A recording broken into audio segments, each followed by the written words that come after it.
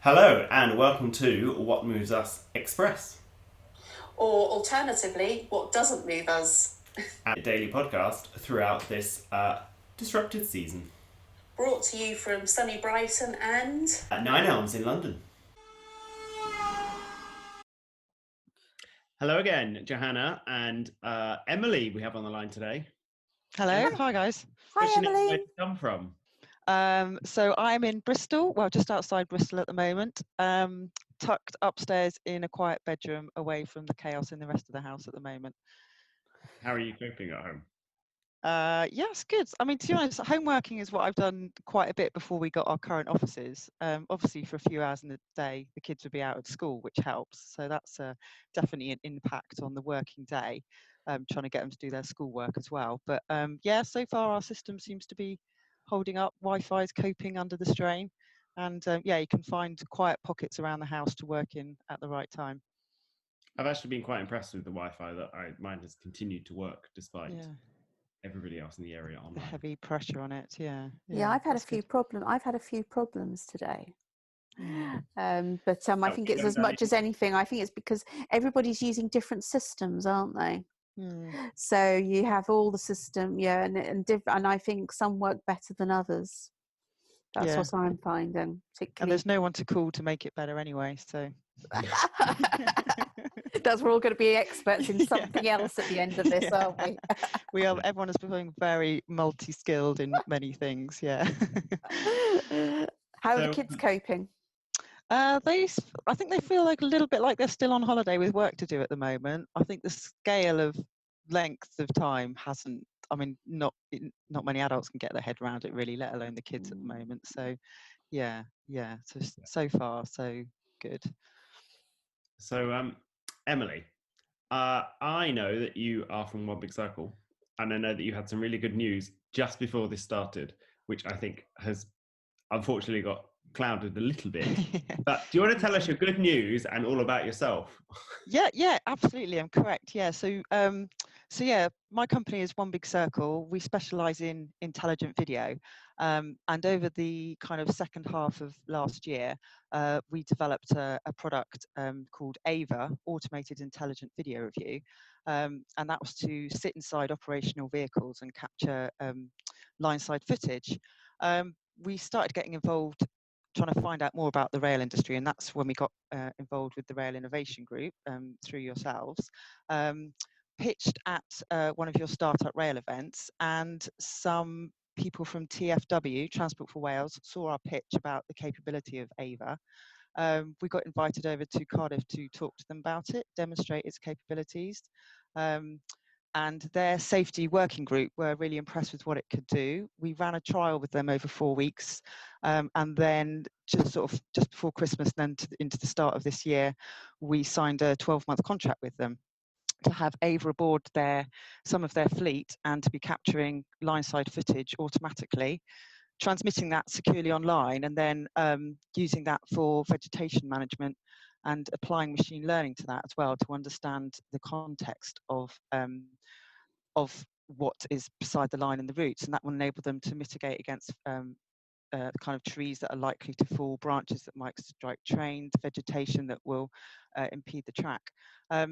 So yeah, just before the kind of COVID-19 news swamped everything, we had just done a really good article with them about the kind of all the reasons that they were taking Ava on board, how innovative this was, and the advantages and kind of increased safety that would bring to their network. So it was, yeah, as you said, Liam, the timing of it was we just managed to get it out just before, but yeah, it has been slightly swamped by. So given that you've gone from having this really good news, how is the current events impacting on your business and being able to deliver that product? Okay, so we're a small company. There's 11 of us, mostly working in the kind of software side. So actually, we've been able to move to remote working quite rapidly. We already do quite a lot kind of communication online.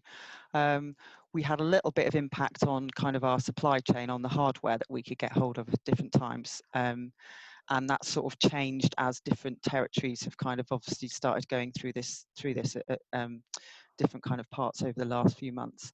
So not a huge impact on us kind of being able to deliver this product. Obviously, as I said, we're physically not together at the moment, but we're sort of talking all the time online. So actually, there's no impact on Ava being able to deliver what it does online. And kind of interestingly, we're actually starting to get a bit more interest because of what it can deliver to the rail industry, because it's automated, because you don't need people involved doing it. It can actually bring a lot of benefits now at a time when the industry is under a lot of strain, has got less people able to run it at the moment. So actually, what we can do is help automate a lot of that and bring data sort of onto the laptops and desktops of people that need to see it. So actually, out of the many challenges also come opportunities as well. So that's kind of our next question. Oh, okay.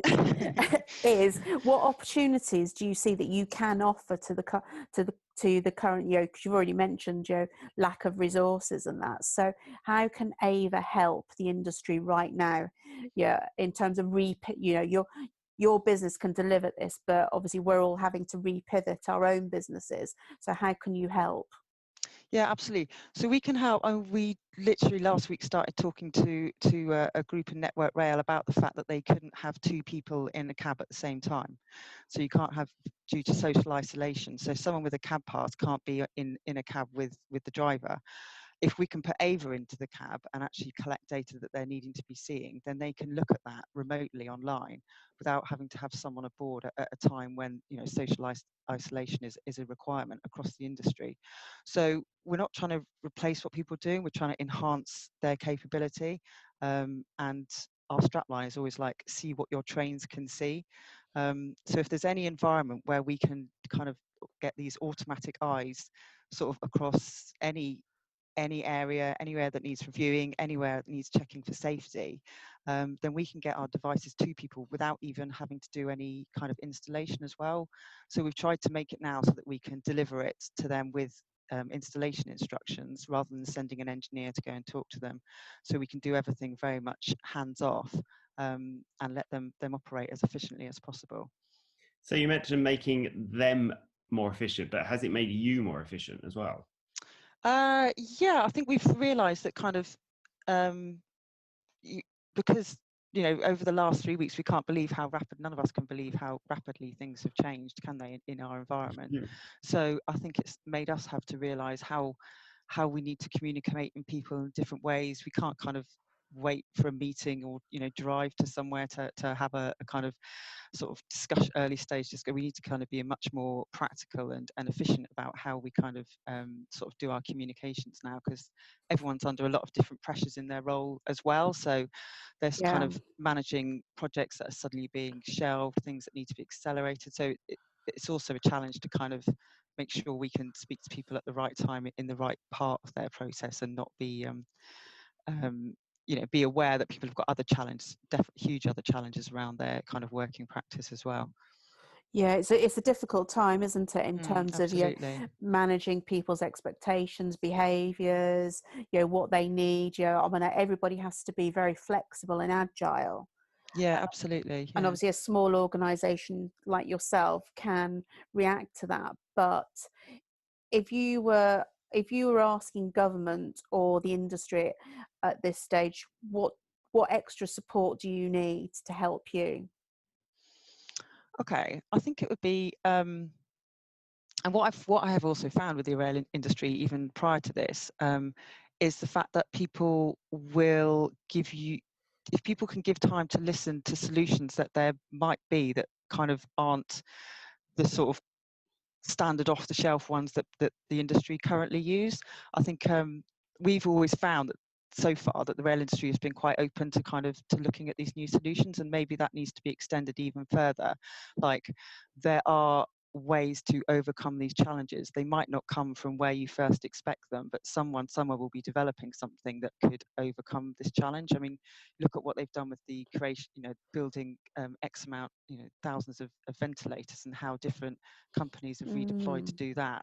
I think if you look at that on a scale of like, what is it we need to see to understand, the flow of people, how we can kind of operate in this more slimmed down version stuff. There are probably people out there developing stuff, not necessarily in rail as well, that could actually deliver. So I think probably what I'm saying is like, be receptive to ideas coming at you that might seem a bit left field to start with, but could actually deliver quite quite an efficient solution. Brilliant. That is great advice. Thank you. Well, thank you for your input today. Gosh, is that it? 10 minutes? Yeah, that was the 10 minutes. Oh my goodness, I could go on. That was lovely.